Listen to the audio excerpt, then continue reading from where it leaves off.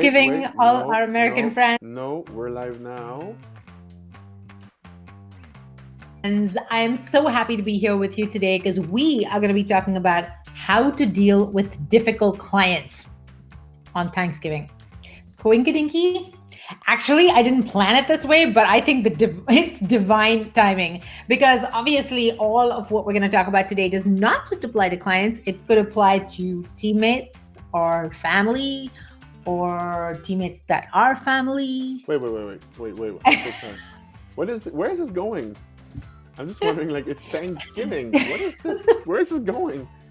This is going to the place we always go to in these lives, which is we're going to have a lot of fun. We're going to kick some butt and we're going to figure out exactly what happens when, despite having really dialed in messaging, a really amazing process, a method that you trust, systems to support you, you still every so often will attract a client that feels difficult. And that can mean lots of different things. It could mean a client who gets results, but then somehow refuses to acknowledge that your process had anything to do with it.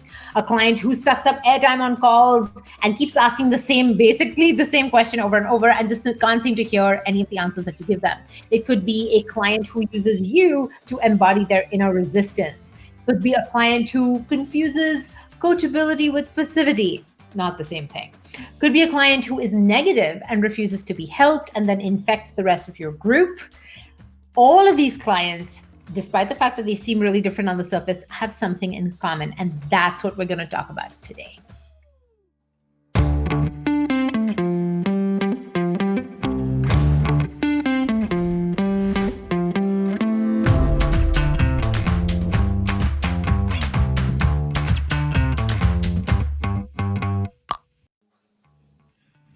All right. So first of all, a huge happy Thanksgiving to all our American friends. I hope you're having an amazing, amazing day today. The fact that some of you are even here is fantastic. Thank you for being here. I know what a huge honor it is because either your turkey's in the oven or you're just wondering what the F you're going to cook tonight. This is that time of day when you're probably in that place. So if you're tuning in, this is fantastic. If you're watching the replay, give me a big old hashtag replay. I totally get why you couldn't make it. I would love for those of you who are here. Oh, thank you, Becca. I am wearing glasses, by the way, because I have a big old sty on my eye. You see that? So I can't wear eye makeup. And the glare from the light really bothers me. So I am embracing it. And you know what? I feel like I just want to mention this real quickly because it would have been so easy for me to use the sty and the fact that today's Thanksgiving to just bail and not show up. And I feel like that's that story of like, oh, things are not perfect. Therefore, you know what? Just take a break. That story is all too pervasive. And I wanted to lead by example. So I want you to know that if you're sitting there and thinking, my hair's not perfect, I can't wear makeup, my background's not sexy, whatever your story is, I wanted to lead by example and show up here and say, you know what? It is I truly believe I have come to the level of self-acceptance now where I'm like, you know what? I don't think anybody actually gives a crap whether I give a crap whether I wear eye makeup or not because I really like wearing it. But it shouldn't stop me from showing up and owning my gift and passing my gift on to you. So if you're in that place where you're feeling like your situation or whatever it is a little bit less than perfect and that's been your reason for not showing up, watch this live and know that you're not alone and it doesn't have to be perfect and it'll still work. All right. So if you're watching this, I know, and I got a haircut. Oh my God, that's true. It's like there's so much new stuff. It used to be waist length and now it is this. Do we like it? Tell me what you think. All right. Tell me what you think in the comments. And also tell me what is your topic and where are you from? And I have another question for you given our topic today. So tell me what you think of my haircut. Tell me what you think of this whole look. Pat really likes it. Pat is just like all about the glasses and the new haircut. I think he thinks, hello, who are you? I know. He's just like, who are you? I like you. So this is really working for me. Sexy teacher look. Sexy teacher look. Yes. Moving on. So anyway, it's not that kind of life. Not today. Maybe later, actually.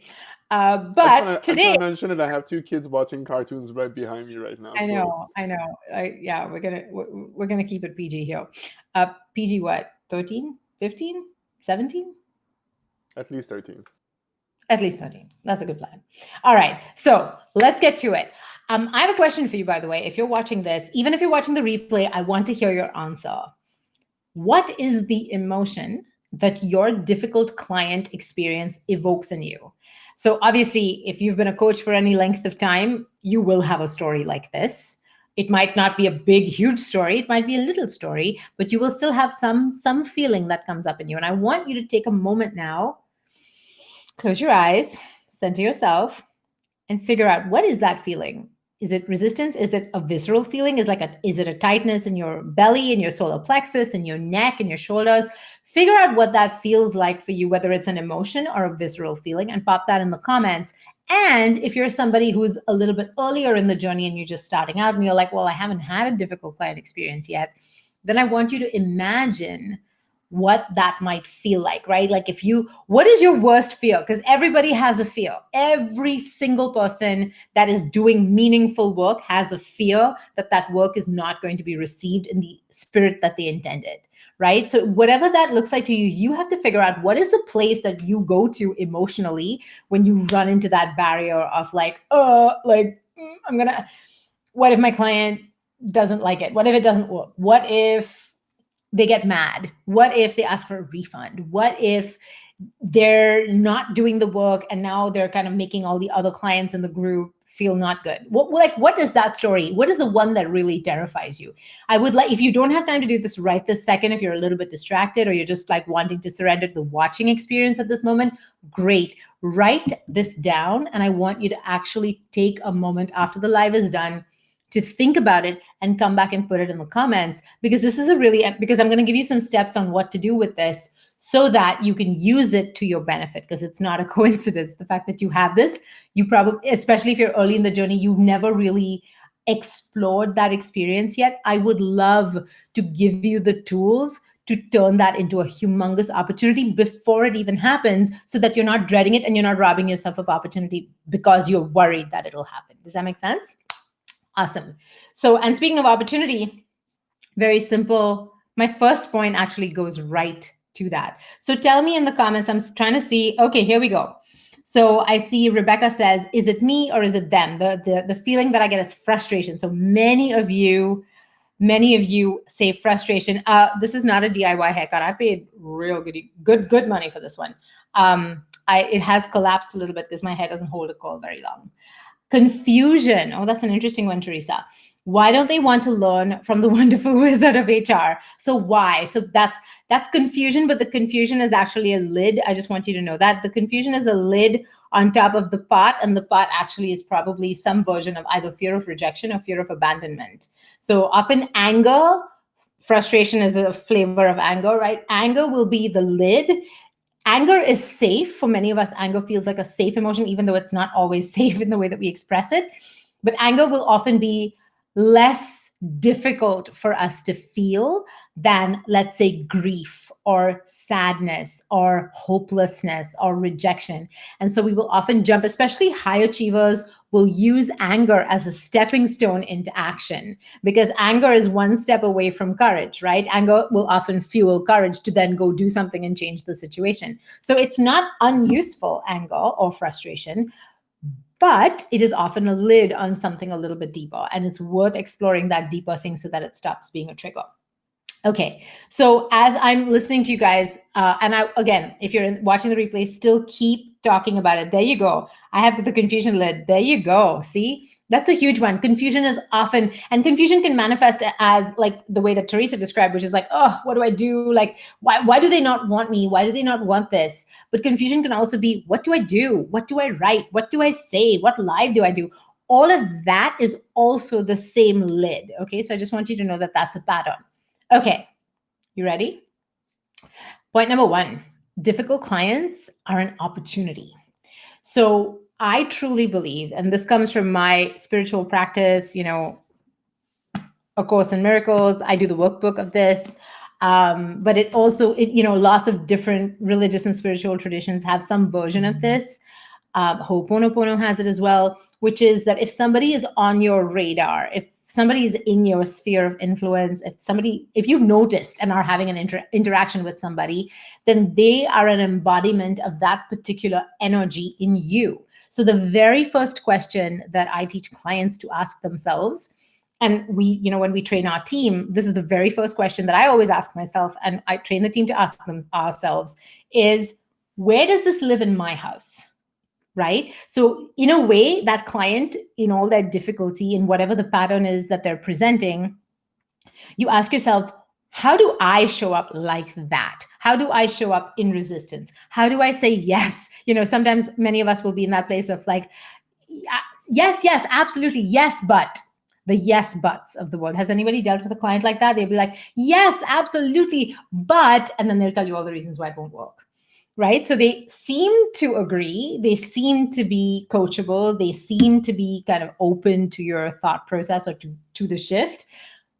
But then there's that wall that they run into, and then they use you to kind of embody that wall. And that can be really frustrating because you're like, you're saying yes, but I can also tell that nothing's getting through. But it's tricky because you're saying yes. So it's hard for me to say to you that you're not listening or that you're not hearing me. Do you see what I'm saying?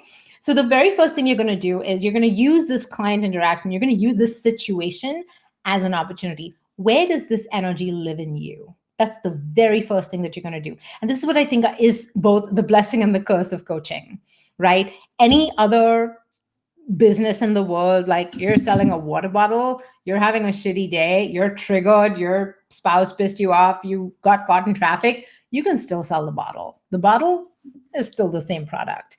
But in coaching, when somebody is having a really difficult day, it brings up so much stuff. Like it is constant. The work never ends. And quite frankly, I truly believe those of us that have signed up for this, that's why we've signed up for it. We've signed up because we know the work never ends and we're really actually interested in the work. And so we have found a way to monetize our personal development. And that's what I believe coaching really is. It's the monetization of personal development of the collective. You're a part of the collective, they're a part of the collective, everybody's developing together. Does that make sense? Tell me if you agree with that. Tell me if that resonates for you, because I've never heard anybody say it quite like that. And I'm wondering if that feels like a totally weird idea to you, because that's my understanding of how coaching works. And that's one of the reasons why it is so interesting and juicy and such an opportunity when you attract a client who seemed perfect or should have been great,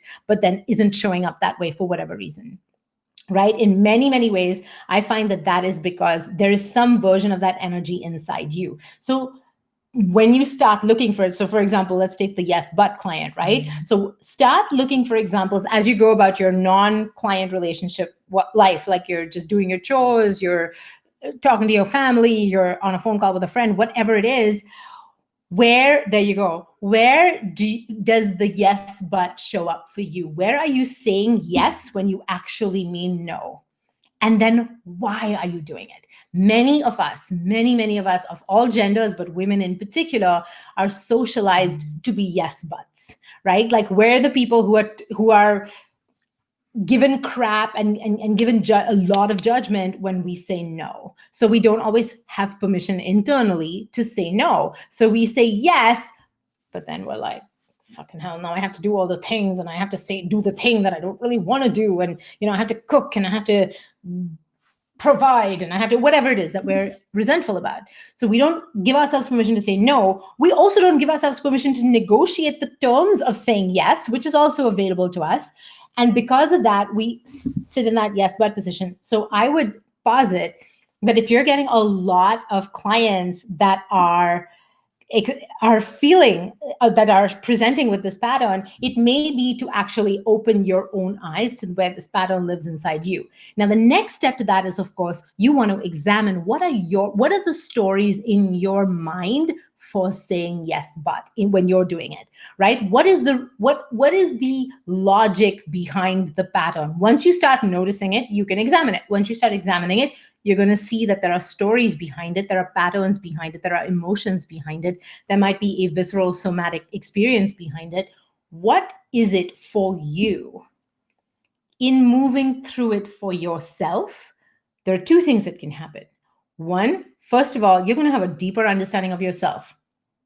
That's how you get paid in coaching, friends. Money, yes, and money is fantastic. And as you know, we're big believers in making money. However, the real payment, one of the real payments, is also this incredible self-knowledge, this self-acceptance, this understanding that comes with the work. Because the more you understand yourself, the better you can understand your clients, which allows you to then charge more, have a bigger impact, have further reach, and so on and so forth.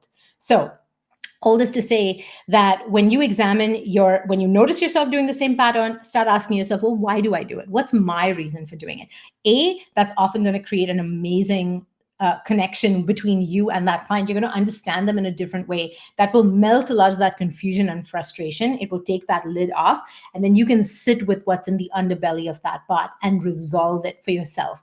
You resolve it for yourself, oftentimes the client will shift by themselves without even having a conversation. I'm not even kidding. How many of you have had an experience like this where you have literally resolved it in yourself and it has shifted in somebody else without you having any interaction that would have logically or linearly created that shift? Let me know in the comments if that has happened to you. It has happened to me so many times. The second way that it can manifest is you now have a process to guide your client through because you have created and experienced that process. Once again, leading by example, right? You have created that process for yourself. You have now gone through it. You understand where the blocks are. You understand where there is stickiness. And now you can offer that to that client. And sometimes, and this is the beauty of the group, sometimes that client won't necessarily be ready or able to see it in this moment because they've got attachment to their pain or whatever the situation is. But the rest of your client base will also have access to it because, especially if you share it in a group setting like what we teach in our program, that knowledge and wisdom and process now becomes available to the collective as a whole. What will often happen after that is that some of the other clients will start using the process. They will shift. Again, when the collective shifts, there's a momentum for all of us, even the most stuck of us. The collective will shift. They might share insight. They might share something else on the next group coaching call. They might share something in the Facebook group. They might share something in your process, which will give you further insight. You might put that in an email that now goes out to even more people. This is how you're creating change in the collective. And what's beautiful about this is that when that same stuck, yes, but client starts seeing the process being used by all these very different voices in very different circumstances than them, sometimes because it's outside them and they're no longer triggered because it's not about them anymore, they will be able to see it. They will be able to shift. So that's another magical way that can happen. Does that make sense? So Teresa says here, I used to get frustrated with my clients until one day my mom said, they're going to be frustrating because they need you. The reason they have found you is because they need the help. And it was such an eye-opener for me. I love that. We have a saying that Phil brought to us, which is never punish your clients for having the problem that you solve. Right? So write that down. Never punish your clients for having the problem that you solve.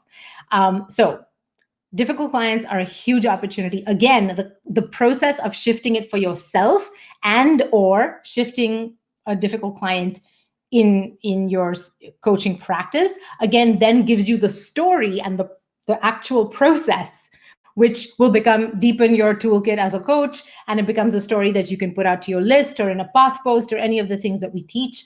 And that, again, will bring more people to you who are like, oh my God, finally somebody who can help me with this thing. I know I have it. I don't know what to do with it. It's driving me crazy. Now I recognize it. Yes, please. Right? Does that make sense? So that's how that works.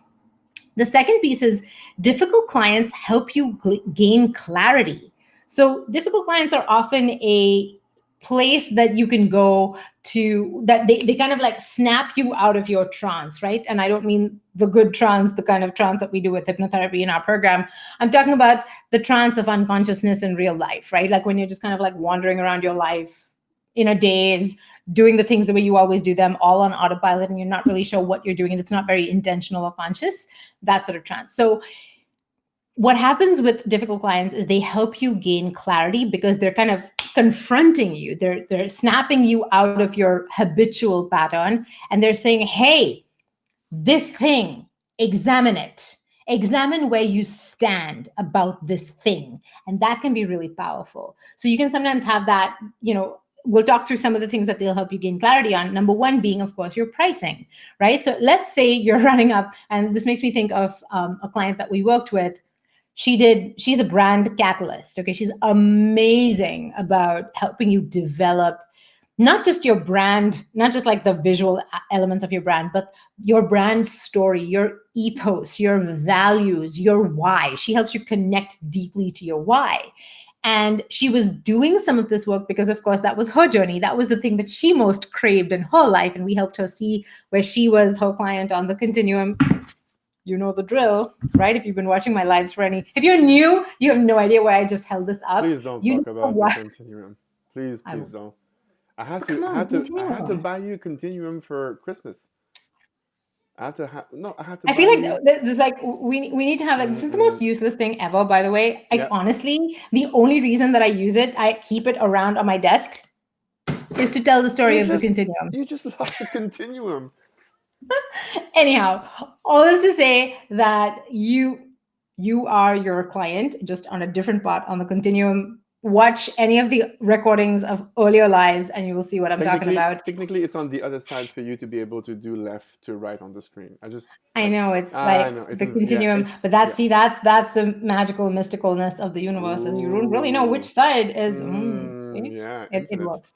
Yeah, It you're works my anyway. subconscious. That's right. No, you're my No, you're a no, figment of you're my my subconscious. subconscious. Sorry. Fight. Yeah. It's like anyway. All this to say that this client that I'm thinking of was way undercharging. Okay. And she was attracting people who had a lot of that yes, but energy in them. And she was way undercharging. She was charging $1,500 or something like that. Ridiculous, ridiculously low for the caliber of work that she was doing. She was working all the hours. She was way over delivering.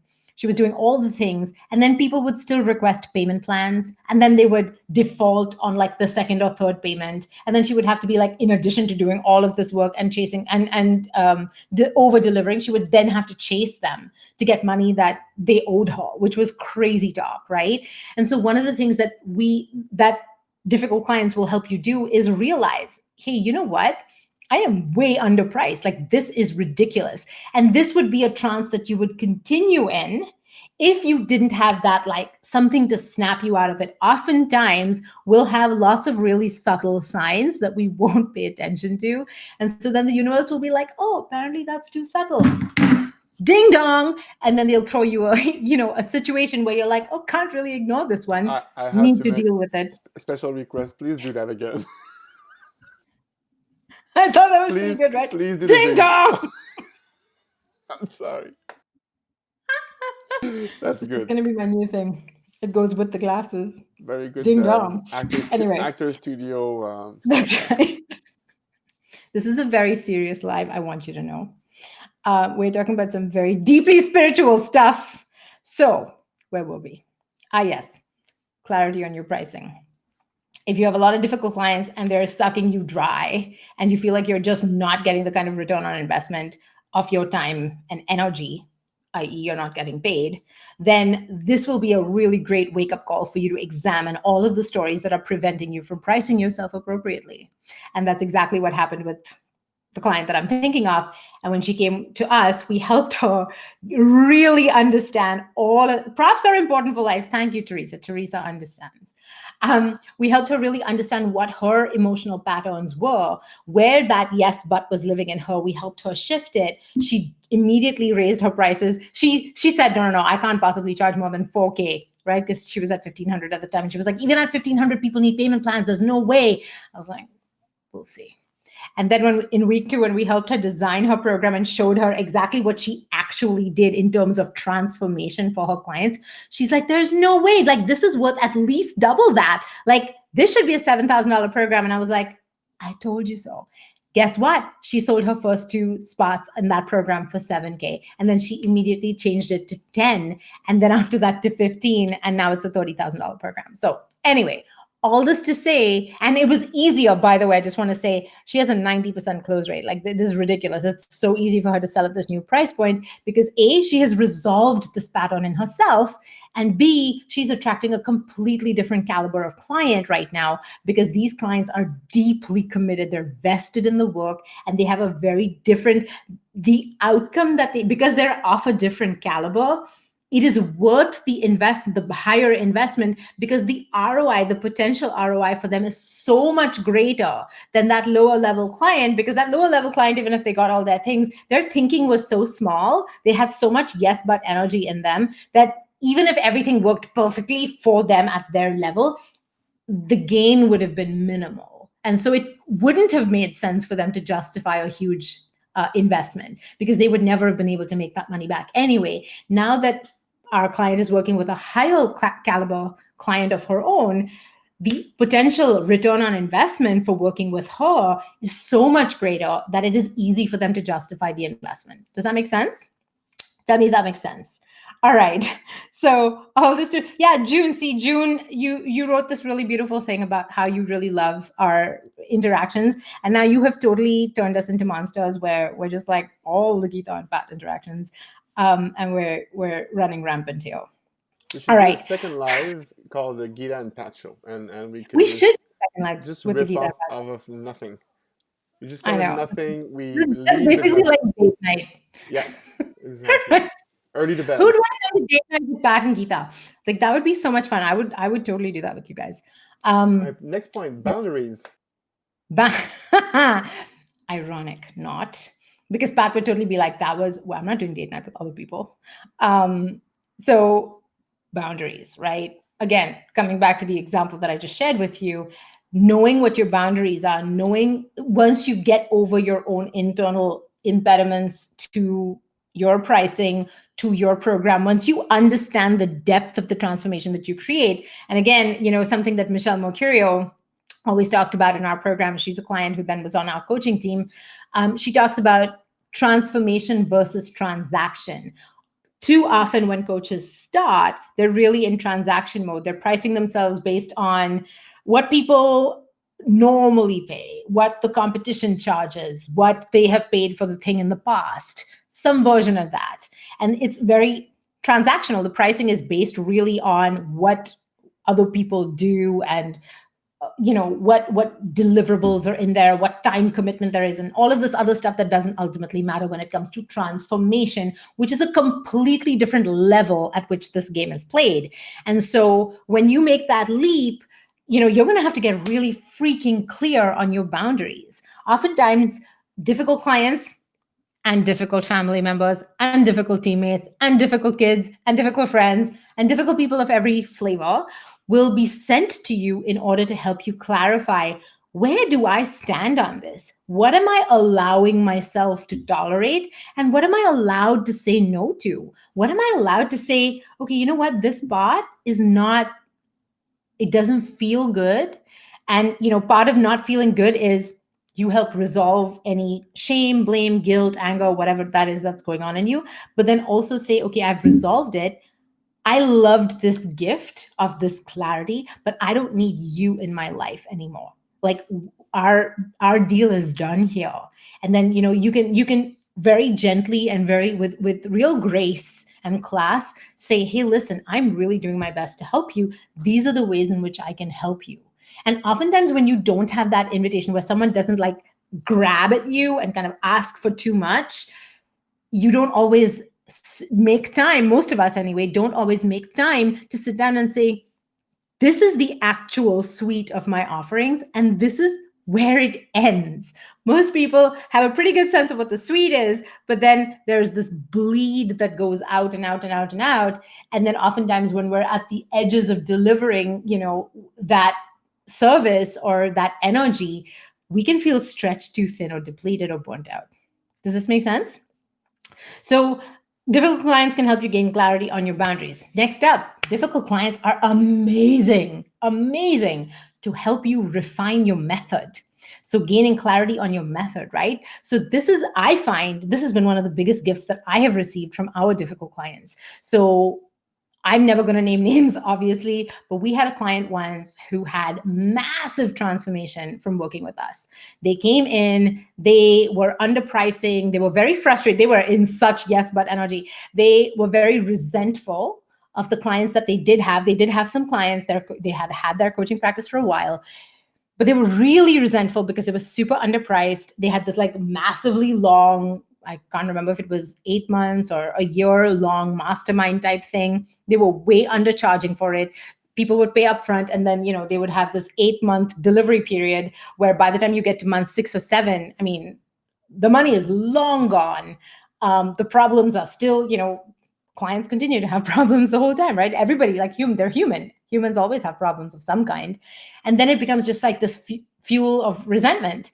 And so we helped her shift her pricing and, quadruple it. We helped her redesign her program completely so it was a quarter of the length.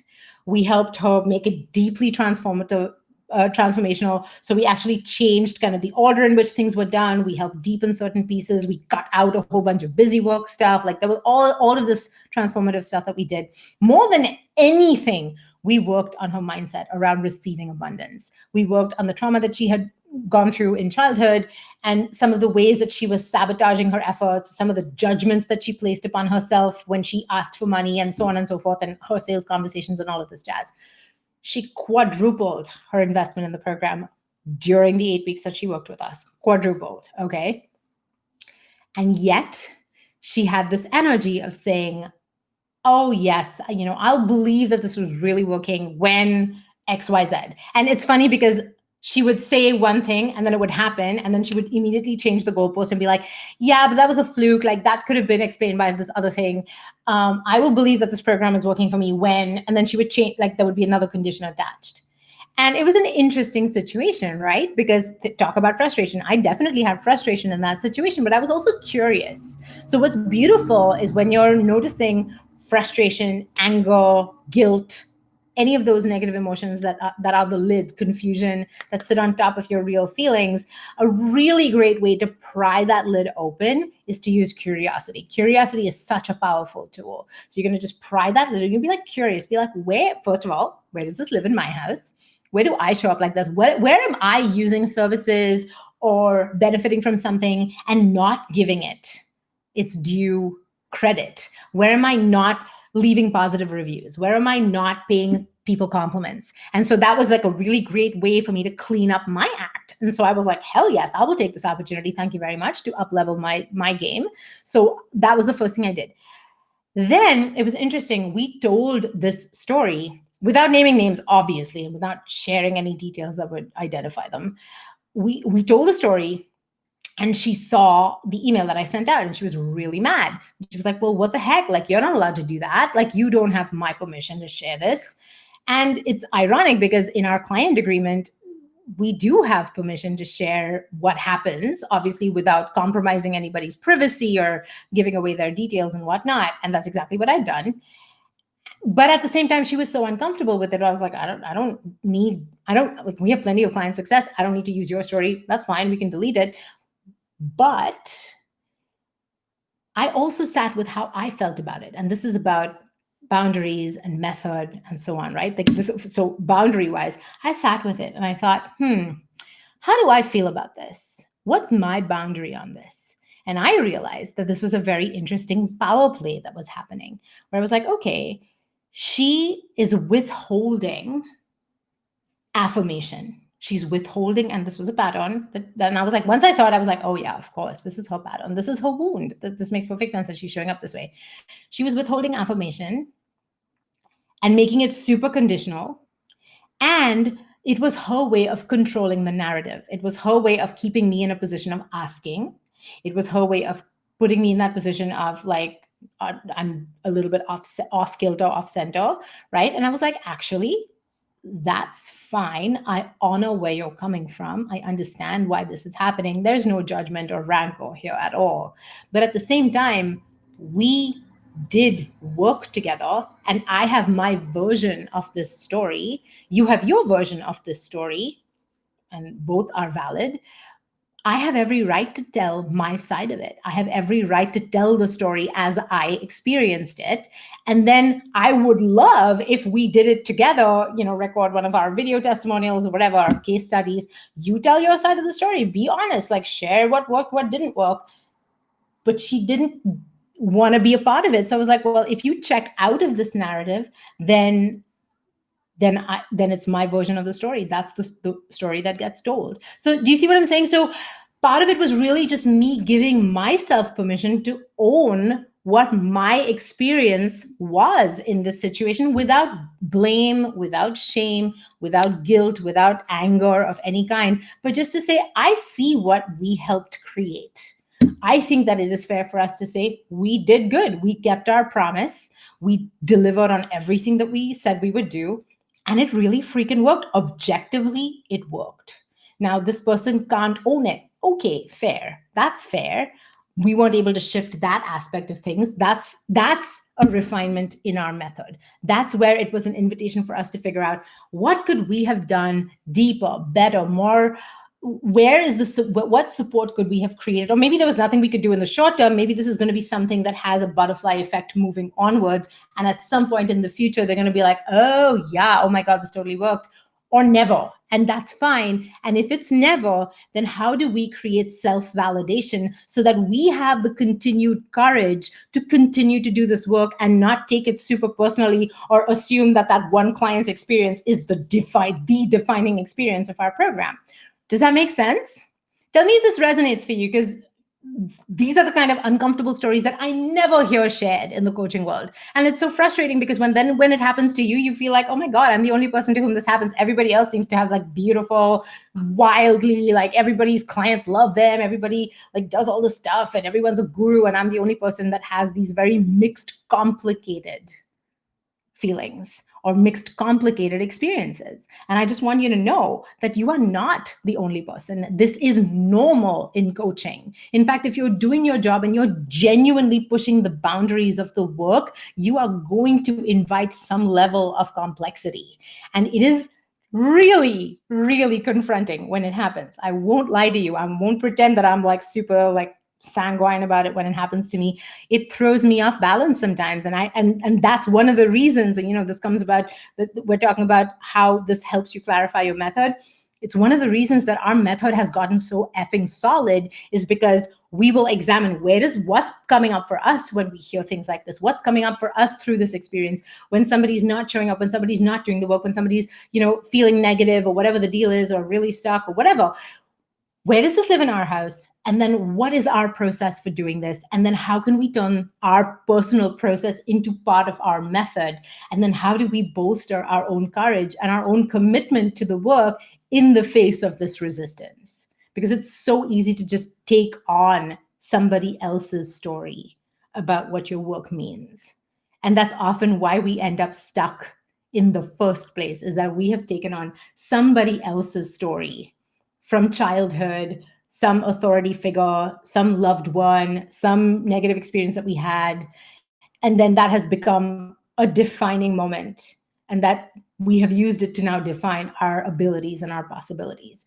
And that's something that we're super vigilant of in our program. And we're super vigilant of in our own practice, personally, each of us on our team, so that we can continue to deepen the work. And it takes courage, and it's not easy. And then the final piece is, again, clarity on where your part begins and ends. And I've alluded to this a little bit, right? Again, it's like I had my experience of our working relationship. The client had their experience of the working relationship. And then we had to figure out, okay, where does my responsibility for this person's continued success begin and end? And that was a very interesting question for me to sit down with. Not an easy question to answer. It's a very complicated, layered question, right? It's to say, do I feel like I kept my promise? Do I feel like I did the work? Do I feel like I helped to the fullest extent of my capabilities? Do I feel like other people on my team showed up in the same spirit? Do I feel like in serving this one client, did we fail others? That was a really interesting question for us to ask internally as a team. Like, did we fail others? Does our process need some tightening up? And the answer, by the way, was yes in that particular case. And so then we created certain policies and systems to be like, all right, we don't want to make sure that, the squeaky wheel gets all the grease, where one person complains and they're negative and they're not receiving what we have to give them. And then therefore we pour and pour and pour into them at the detriment of others. Like, that's not a healthy situation to create. And like figuring out, well, what is that balance where when someone's stuck, we give them what they need. We are able to give them extra, but at the same time, we're also not giving them so much that it's taking away from anybody else. These are all questions that need actual examination and discussion and conversation. And when you have a team, you're going to have a team to have these discussions with. When you're a solopreneur, or when you have just a VA or a couple of, just a handful of team members, like just a couple of team members, then that's when having a business coach that really gets it can really be life changing, and completely it will change the trajectory of your business, because that's what is required. And that is what I think coaching is really about. So I'm going to summarize sort of what difficult clients really bring up in us in general, that then makes us, second guess ourselves and be inconsistent and so on. The real difficulty with difficult clients is, drum roll please, anyone want to guess? Pop your answer in the comments, please. The real difficulty with difficult clients is feeling not good enough. It is because a difficult client will actually bring up any hidden feelings of inadequacy, any self-rejection that we have, a lack of self-trust. If we don't trust ourselves or our process, that's what's going to get triggered immediately, right? Where they're like, oh God, if I was half the coach I thought I was, then I should have been able to change this, but I couldn't. Therefore, I must suck, right? That's often the narrative that will be created in this moment. And again, you're human. I'm human. This happens to me too. I teach mindset, for crying out loud. I have the best possible resource. I work with David and Steve. Like, I have all these incredible tools, and still once in a while I will still get tripped up and fall in this hole. And in those moments, it is so important for me to sit with it. Don't eat my feelings. Don't, scroll my feelings or shop my feelings, or in some way run away from them, repress them, suppress them, ignore them, escape them, Netflix them, whatever it is, right? Super duper important, because this is an opportunity. That's what we led with. And there's a reason for that. So a huge part of this is going to be practicing forgiveness and letting go. And when you do forgiveness, I'm going to give you my sort of modified process that I go through. So if there's ever a situation, and, I don't know if any of you will have the courage to say this in the comments, and if you do, that would be amazing, but I will own it. I will say it for you if you need me to. I will say it because it's true. There are many times in our business, despite the incredible level of support, despite the fact that our program is so proven, it really works. We've got all these client testimonials. It's like, it really actually fucking works. I will still have moments of doubt. I will still have situations where I'm like, oh my God, I'm in over my head. Like, is this ever going to work?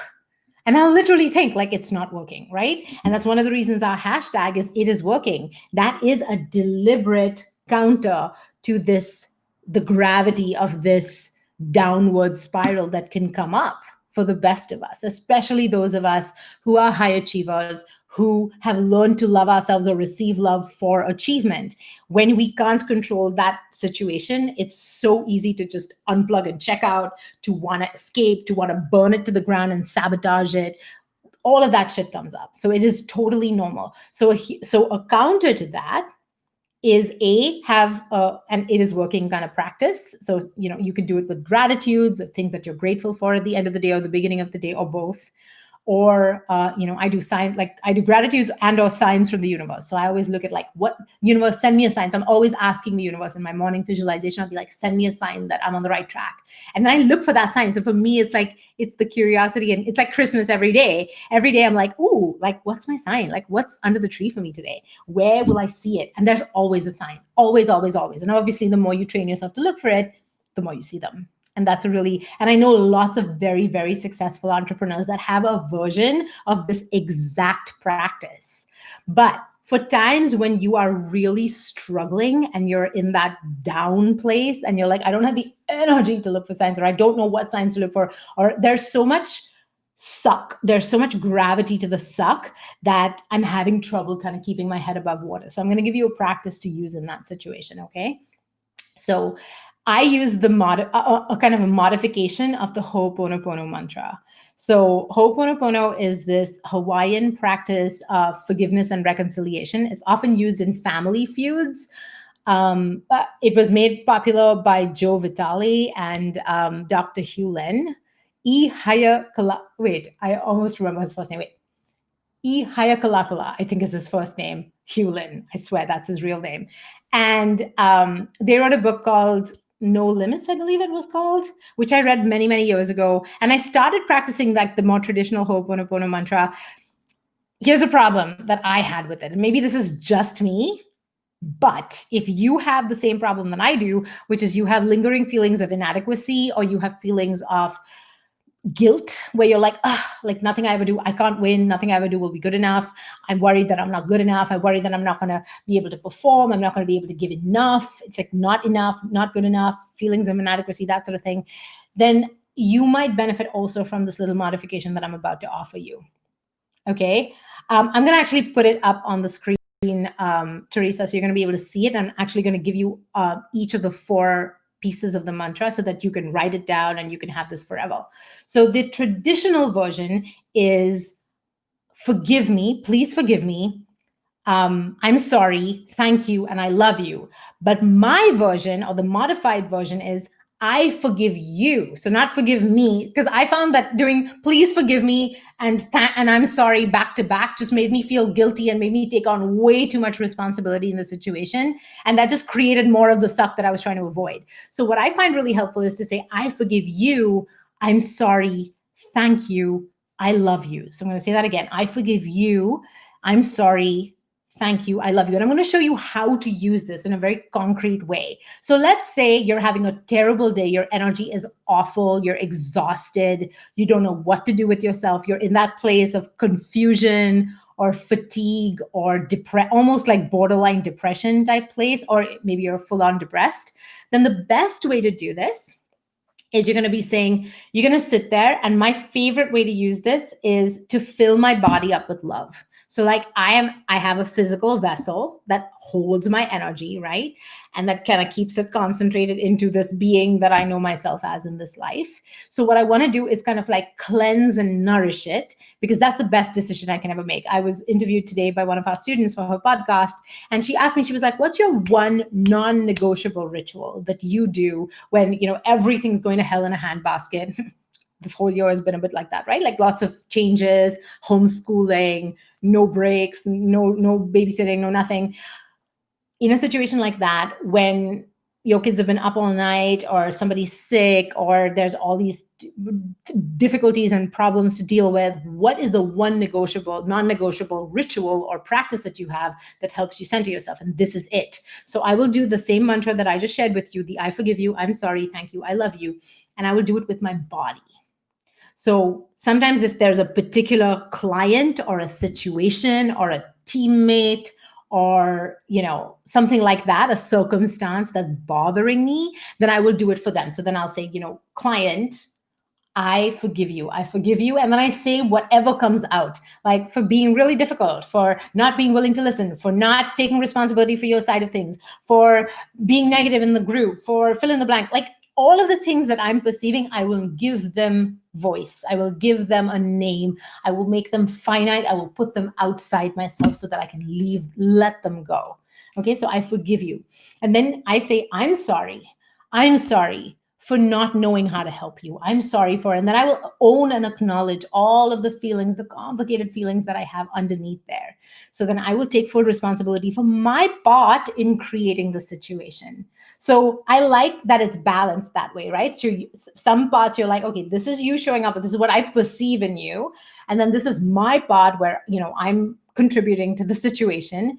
And that really helps me balance it and feel where all the feelings then get acknowledged. And then the next part is to say, hey, thank you. Thank you for coming onto my radar and showing me this. Thank you for helping me see that I don't have a strong enough process. Thank you for helping me see that I have room for improvement in this particular area. Thank you for helping me, giving me this opportunity to congratulate this particular teammate that more than showed up to help you. Thank you for all of the gifts of the situation. So again, you're acknowledging the good in the situation. And then the final piece is, I love you. And this is where I reach out with my highest self and I invite their highest self. And this is where I will do my best to get as close to that feeling of pure connection and love as is humanly possible. Right? So this is assuming that there's some external person, factor, situation that I'm dealing with. So I will do it in like this for them.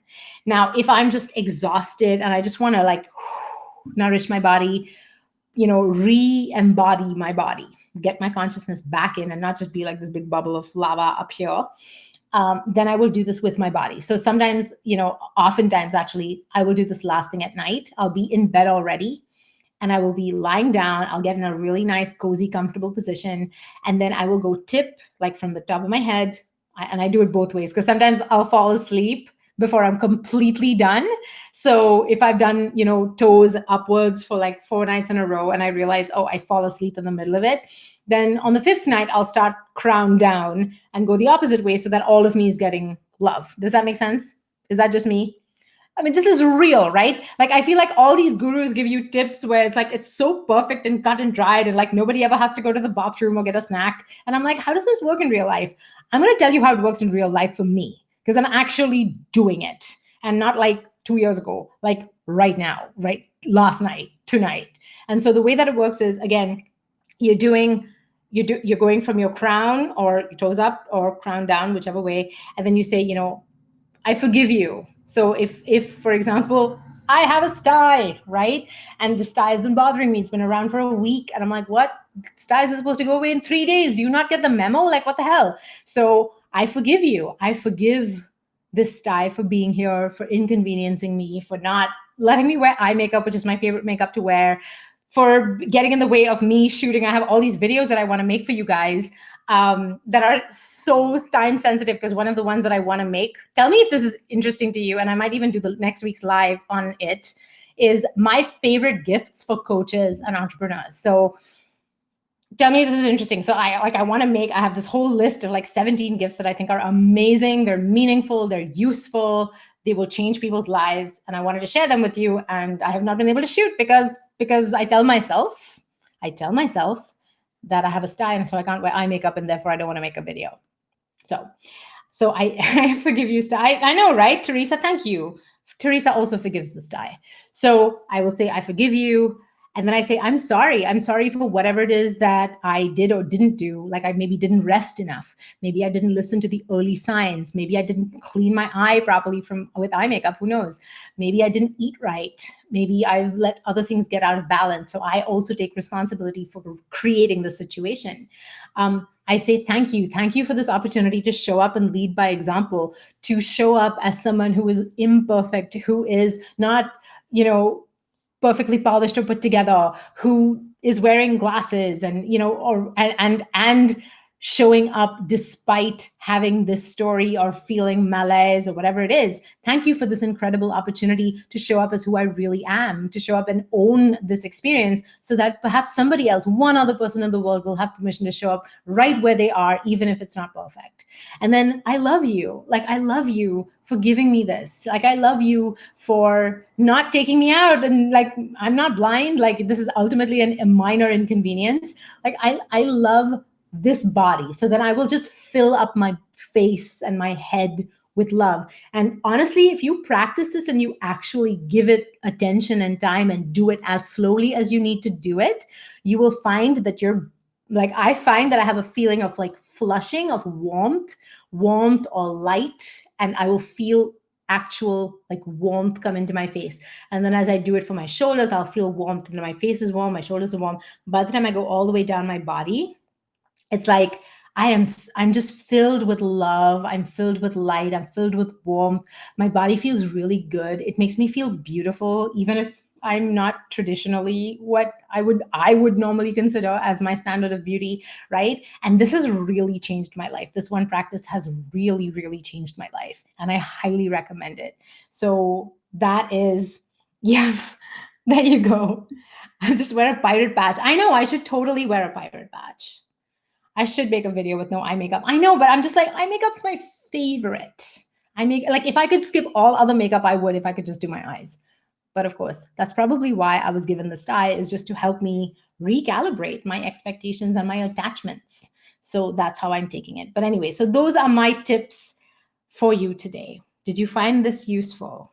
Tell me in the comments. And what was your biggest takeaway from this that you will immediately put into practice? Because ultimately, listening to me jabber on all day isn't going to change anything.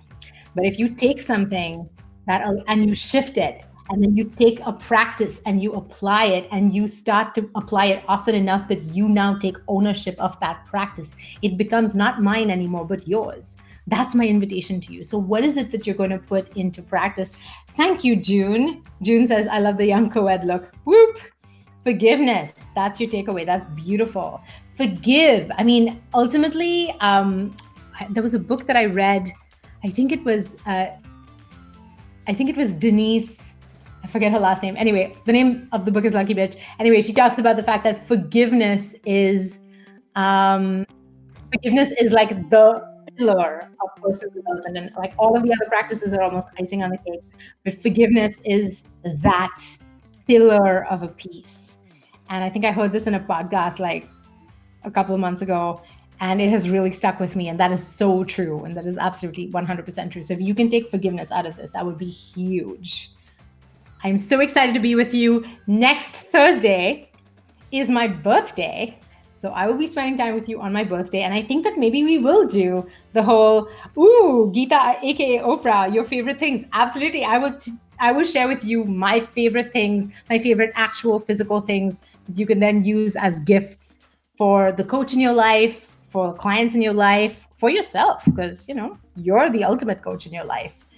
And we can all celebrate together. All right. Mwah. Thank you so much for being with me. I will go check out your comments. So tell me what your biggest takeaway is and what you're going to be implementing. And I will see you next Thursday.